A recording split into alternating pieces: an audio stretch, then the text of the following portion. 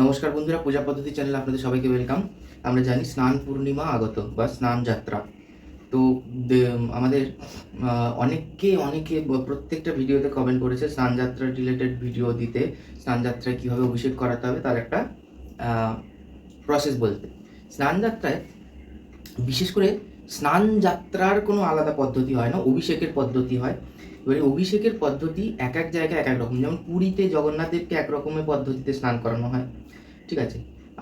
আমাদের বঙ্গদেশে বিষ্ণু, নারায়ণ, শিলা এদেরকে একরকম পদ্ধতিতে স্নান করানো হয়।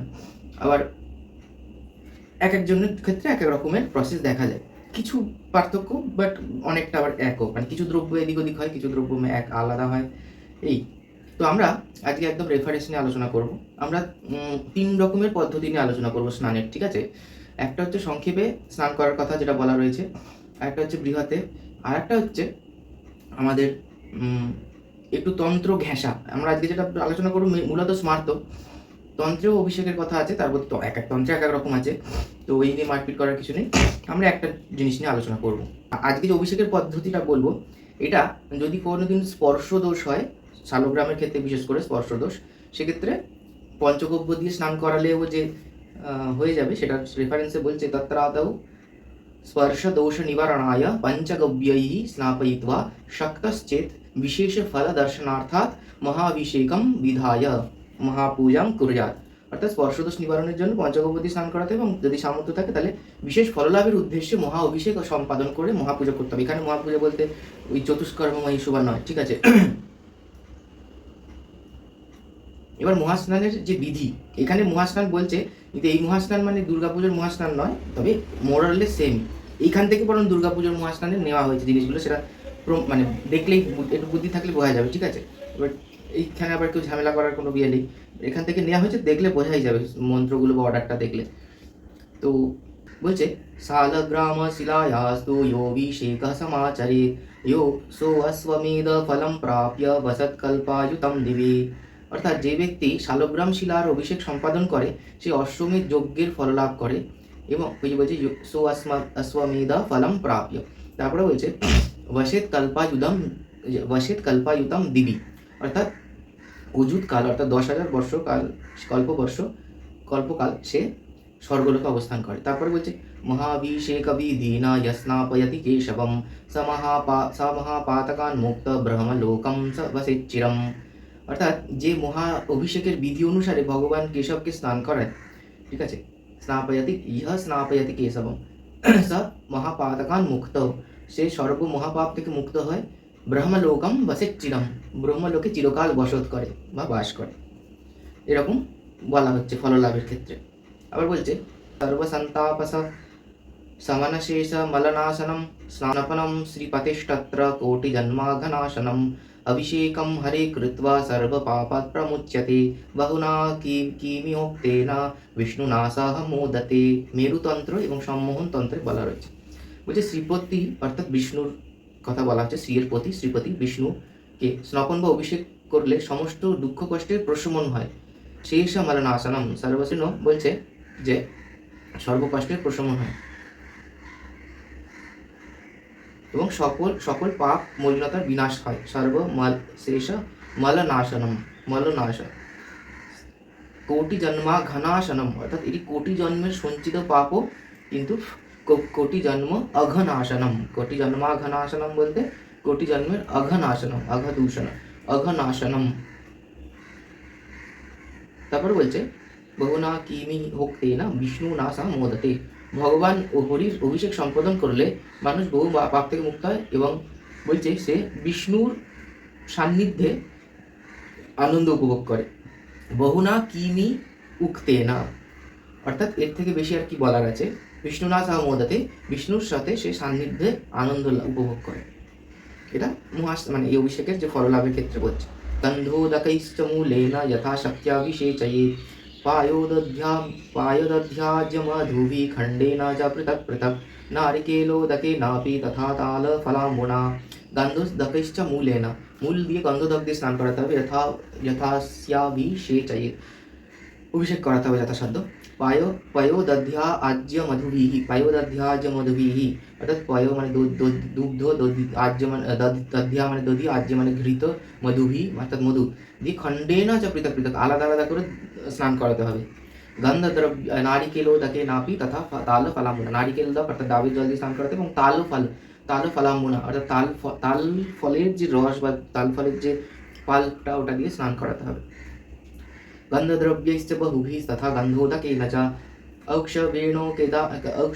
অক্ষবেণোদকেনাপি সকর্পূরাদি গন্ধিনা, অর্থাৎ বলছে এছাড়াও নানা প্রকারের সুগন্ধি দ্রব্য এবং গন্ধ জল দ্বারা অভিষেক করাতে হবে। তারপরে বলছে আর আখের রস, এই অক্ষবেণোদকেনাপি সকর্পূরাদি গন্ধিনা অর্থাৎ আখের রস এবং কর্পূর আদি সুগন্ধি জল দ্বারা অভিষেক করাতে হবে। শতম সহস্রযুতম শক্তিয়া ব্যাপ্যাভিষেচয়েৎ, অর্থাৎ সামর্থ্য অনুসারে 100 এবং 1000 বা 10,000 পর্যন্ত অভিষেক করানো যেতে পারে। শতম সহস্রায়ুতম, শত সহস্র এবং অযুত বার, সত্য ব্যাপ্য আর যার যেরকম সামর্থ্য সেই অনুযায়ী সে স্নান করাতে পারে। শঙ্খ সম্পূর্যতে নৈব সপুষ্পেণ চ দেবতম, সেই দ্রব্য দ্বারা শঙ্খ পূর্ণ করে পুষ্প সহ দেবতার মস্তকে আনন্দের সঙ্গে অভিষেক করবে। অর্থাৎ যে দ্রব্য দিয়ে স্নান করানোর কথা বলা হয়েছে সেই দ্রব্য শঙ্খে পূর্ণ করে মাথায় পুষ্প দিয়ে স্নান করাতে হবে। এবার এই যে শঙ্খের উল্লেখ কথা, আচ্ছা স্নানাং পুরুষ সুক্ত নেতি, স্নানাং পুরুষ সুক্ত নেতি, এবার বলছে স্নানের সময় পুরুষ সুক্ত পাঠ করতে হবে। খণ্ডেনেতি ইক্ষু বিকারেণ্যার্থ, খণ্ডেন শব্দের অর্থ ইক্ষু জাত বিকার বা চিনি, এটা ভবিষ্য পুরাণে বচনে পুরোটা। আচ্ছা এই যে প্রথমে বলছে না যে পয়োদধ্যাজ্য মধুভিः খণ্ডেন চ পৃথক পৃথক, খণ্ডেন বলতে এখানে চিনির কথা বলা হয়েছে, অর্থাৎ পঞ্চামৃতটাকে পৃথক পৃথক করে স্নান করাতে বলা হয়েছে। স্নানাং শতফলম জ্ঞেয়ম অভ্যঙ্গ পঞ্চবিংশতিः ফলানাং দ্বে সহস্রে তু মহাস্নানাং প্রকীর্তিতঃ গন্ধতৈলা মথো দদ্যা দেব্যাস্যা প্রতিমম ততঃ। আচ্ছা এখানে বলছে স্নানাং শতফলম জ্ঞেয়ম, 100 ফল জল দিয়ে স্নান করালে সেটাকে স্নান বলে। অভ্যঙ্গ পঞ্চবিংশতিः, অভ্যঙ্গ পঞ্চবিংশতি ফল দ্বারা স্নান করালে সেটাকে অভ্যঙ্গ বলে। ফলানাং দ্বে সহস্রে তু মহাস্নানাং প্রকীর্তিতঃ, ফলানাং দ্বে সহস্রে তু অর্থাৎ 200 ফল, 200 ফল জল দ্বারা স্নান করালে তাকে মহাস্নান বলে, মহাস্নানাম প্রকীর্তিতঃ। এখানে বলছে যে 1 ফল মানে 48 গ্রাম, ঠিক আছে, 1 ফল মানে 48 গ্রাম, তাহলে 200 ফল বলতে 96 কেজি জল, 96 কেজি জল দিয়ে স্নান করালে সেটাকে বলছে মহাস্নান। অভ্যঙ্গদ বর্তনে চাপি মহাস্নানম সমাচরেৎ, নাহারেন মলিনং তোয়ম কেশা কীটাদি দূষিতম মলেনাপি ভাণ্ডেনা ব্যঙ্গেনা শুচিনা তথা। ক্রিয়াসারে বলছে অভ্যঙ্গেতে বা উদ্বর্তনে সম্পন্ন করে, আচ্ছা অভ্যঙ্গ এবং উদ্বর্তন সম্পন্ন করে মহাস্নান করা উচিত, ঠিক আছে। উদ্বর্তন প্রদানে আমরা উদ্বর্তন প্রদান করি, উদ্বর্তন মানে কিছু দ্রব্য অনুলেপন করা, যে দেবতার অঙ্গে মাখানোর জন্য আর কি, স্ক্রাবিং বলতে পারি, স্ক্রাবিং নয় যাই হোক। বলছে না হারেন মলিনাং তোয়ম, ন আহারেন, না হারেন অর্থাৎ ন আহরেন, আহরণ করবে না কি, মলিনাম তোয়ম মলিন জল, কেশ কীটাদি দূষিতম, কেশ বা চুল এবং পোকামাকড় দ্বারা দূষিত, ঠিক আছে। মলিনে নাপি ভাণ্ডে না ব্যঙ্গে না শুচি না তথা, অর্থাৎ ভাণ্ড অর্থাৎ যার মধ্যে মহাস্নানের দ্রব্যগুলো রাখা হবে সেগুলো যাতে মলিন না হয়, অপরিষ্কার না হয়, সুন্দর চকচকে করে মাজা থাকতে হবে, এবং ভাঙা দ্রব্য, ভাঙা বাটি বা ঘটি দিয়ে স্নান করানো যাবে না। মলিনে নাপি ভাণ্ডে না ব্যঙ্গে না অশুচি না তথা, এটাই বলছে। তাহলে একবার বলে দিই পুরোটা। বলছে চুল পোকামাকড় এবং অনুরূপ বস্তু দ্বারা দূষিত ময়লাযুক্ত জল কখনো ব্যবহার করা উচিত নয়। এছাড়া অপরিষ্কার ভাঙা এবং অপবিত্র পাত্র দ্বারাও স্নানক্রিয়া সম্পাদন করা উচিত নয়, ঠিক আছে। এটা গেল। এবার কীরকম জল আমরা কালেক্ট করব। উত্তমম স্নান নদী তোয়ম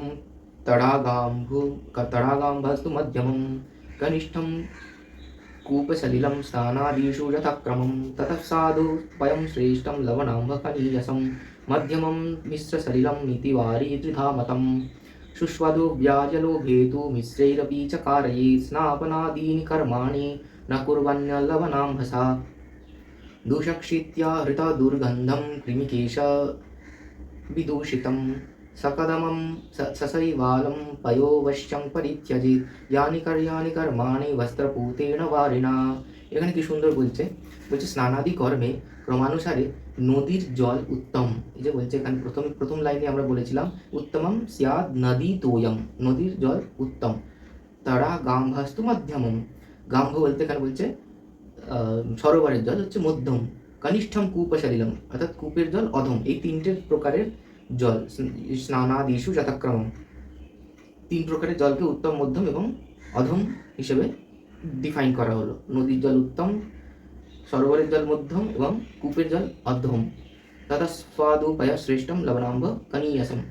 স্নানাদি কর্মে আচ্ছা জলের মধ্যেও সুপেয় জল অর্থাৎ মিষ্টি জল শ্রেষ্ঠ।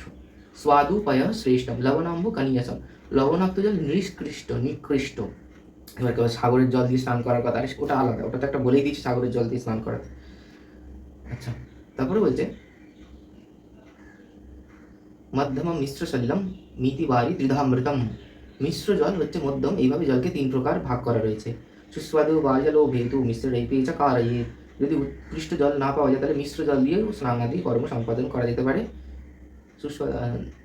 স্নাপনাদীনি কর্মাণি কুর্যাৎ লবণাম্ভসা, অর্থাৎ লবণাম্বু দিয়ে লবণার জল দিয়ে স্নান করানো যাবে না।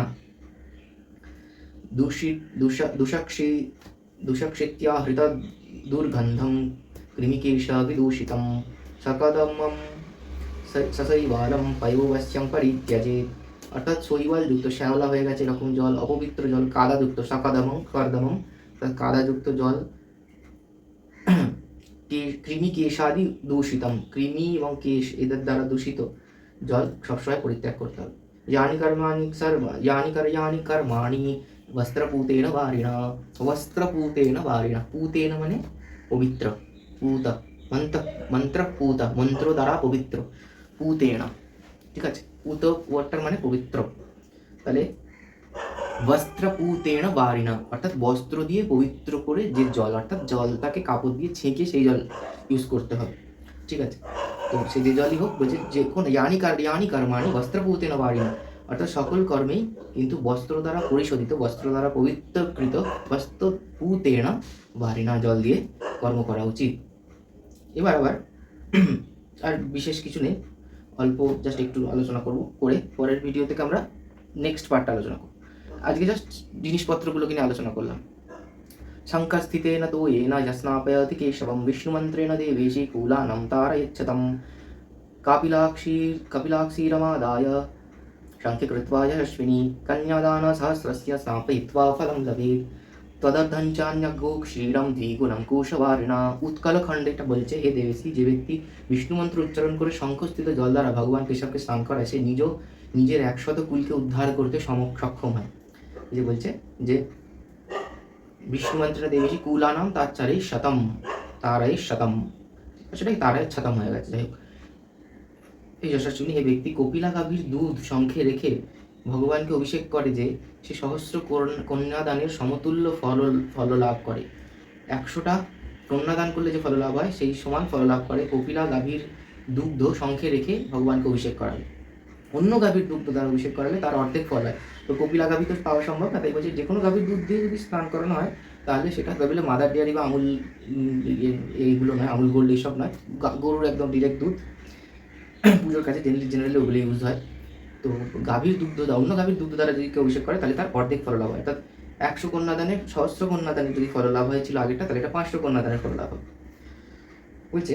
আর কুশবারিণা, কুশোদক দিয়ে যদি কেউ স্নান করে তাহলে তার দ্বিগুণ ফল হয়, তাহলে তারও দ্বিগুণ ফল হয়। তারও দ্বিগুণ বলতে ওই সহস্র কন্যাদানের যে ফল তার দ্বিগুণ, অর্থাৎ 2000 কন্যাদানের সমফল হয়। স্নাপয়েদ গন্ধতো येन শ্রীসুক্তেনাভিষেচয়েत् সম্প্রোজ্য ভূষয়েদ দেবং বস্ত্রালঙ্কারমাল্যকৈः মহাস্নানান্তু শঙ্খেন কার্যং মহাভিষেকং সর্বত্র শঙ্খেনৈব প্রকল্পয়েत् সর্বত্রৈব প্রশস্তোজ শিবসূর্যার্চনম বিনেতি। বলছে स्थापयत गन्धत्वेन श्रीसूक्तेन अभिषेचय। শ্রীসূক্ত দিয়ে গন্ধযুক্ত জল দিয়ে দেবতাকে স্নান করাতে হবে শ্রীসূক্ত পাঠ করে। সম্প্রজ্য ভূষয়ে দেবম বস্ত্রালঙ্কার মাল্যকই। এরপর প্রক্ষান করতে হবে দেবতাকে বস্ত্র অলঙ্কার এবং মালা দিয়ে সুসজ্জিত করতে হবে। এবং বলছে রাঘব ভট্টে বলছে মহাভিষেকম সর্বত্র শঙ্খ নৈবা প্রকল্পয়ে। শঙ্খ দিয়েই সর্বত্র মহাভিষেক করতে হবে, কিন্তু সর্বত্রৈব প্রশস্তোজঃ শিব সূর্যার্চনং বিনেতি। অর্থাৎ শিব এবং সূর্য ব্যতীত বিনেতি, শিব সূর্যার্চনং বিনেতি। শিব এবং সূর্যের যেহেতু শঙ্খ দেওয়া যাবে না, শিব এবং সূর্য দুজনকে আমাদের তাম্রপাত্র দিয়ে করতে হয়, অর্ঘ্য হতাই অভিষেক হতাই। তাই আমরা শিব এবং সূর্য বাদে বাকি দেবতাদের ক্ষেত্রে শঙ্খ তো না, মহাভিষেকম সর্বত্র শঙ্খে নৈবা প্রকল্পয়েতি। সর্বত্র শঙ্খ দ্বারা অভিষেক করে। আচ্ছা,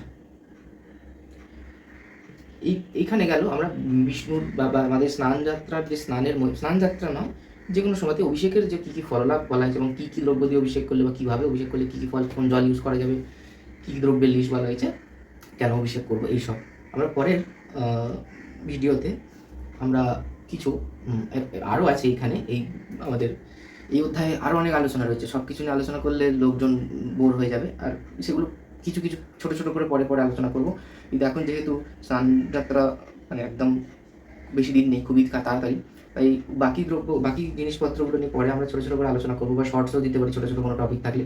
কিন্তু আমাদের আমরা অভিষেকের পদ্ধতিতে ঢুকবো, ঠিক আছে? তো অভিষেকের পদ্ধতি 3 রকমের আমরা আলোচনা করবো বলেছি। তো এর পরের ভিডিওতে 2 রকম আলোচনা করে দেবো, তারপরে ভিডিওতে একটা আলাদা করে আলোচনা করবো। তো নমস্কার, ভিডিওটা ভালো লাগলে অবশ্যই লাইক করবেন, আমাদের চ্যানেলটিকে অবশ্যই সাবস্ক্রাইব করবেন। নমস্কার।